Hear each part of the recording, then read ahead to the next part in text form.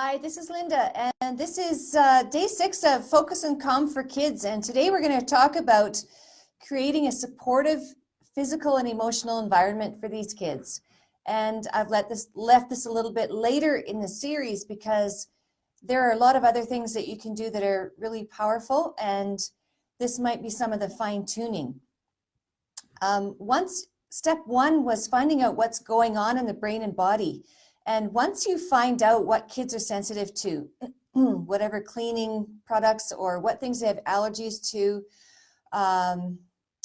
in the home, in the environment, in the products that they're using, and we do check for all of that, then you can choose the things that are the most problematic for them to start with. It can be really overwhelming to try to change all of your cleaners over to something that is non-toxic. Maybe you've done that already. Many people have.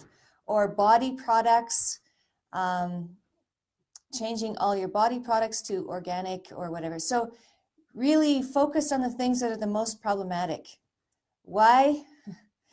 Yes. Why make a lot of problems for yourself when you have other things to think about? Be practical. So start with what is problematic for them the most, and that will help to start sorting out the physical environment. There are people who are experts on this. You can look online. I know someone that I can refer who has looked into a lot of natural ways to use cleaning products. And one thing that she said to me was using vinegar in your washing your clothes. And I use a little tiny bit of soap, and I use mostly vinegar. I just chug it in until it feels like it's time to stop. And it's a great natural cleaner. So things like that can make life easier. Another part of the environment for kids is the emotional environment. They are super sensitive. These kids are so aware. And I've been really aware when teaching school that the kids know what everyone is feeling a lot, or most of the kids know what people are thinking too. So you have to be very clean and transparent in your thoughts, in your attitudes, in the way that you feel towards them, in your judgments, like less is better. It's really made me realize that there's nothing that I can hide from any of these kids. And I have to be the most clear and transparent and straightforward that I can be through and through. And that's what gives them ease. Mostly they're at ease in my presence because I have worked to be really clear and really transparent. I know that I can't hide my thoughts from them. I can't hide my attitudes from them. They know exactly how I feel about them. So this is something that we can do to provide an environment that's supportive and it's clean emotionally.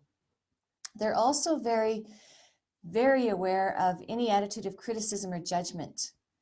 And learning to speak the language of encouragement is it's something that we can learn, and it's something that many of us haven't grown up with. And it's a bit of a stretch.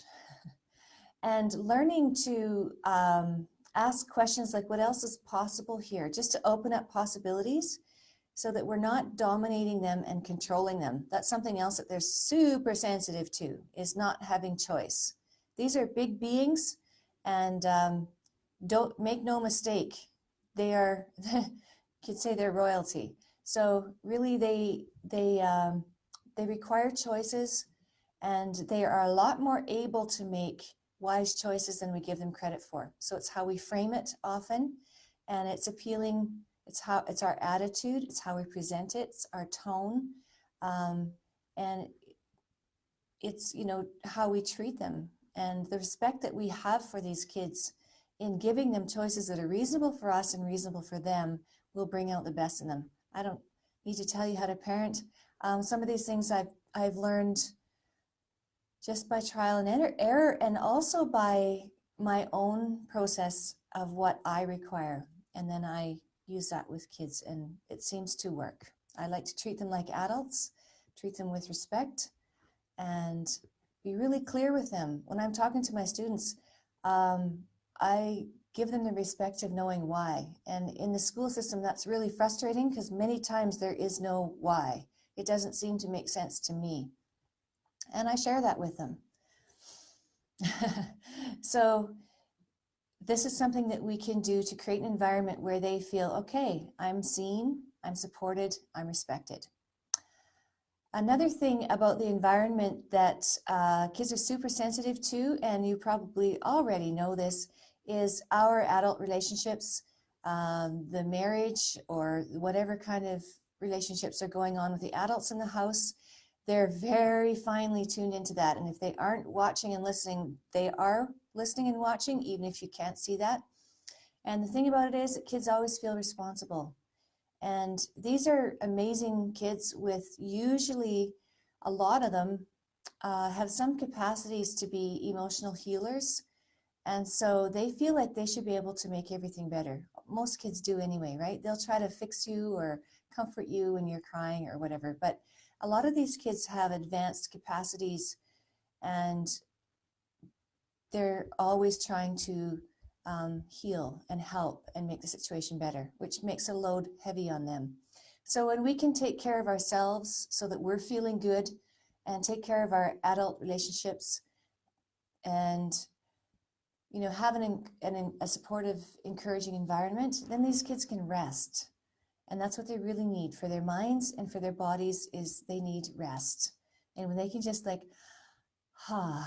in their environment, then that's a huge thing. And that's a gift that we can give kids, is that they can rest in the environment that we create.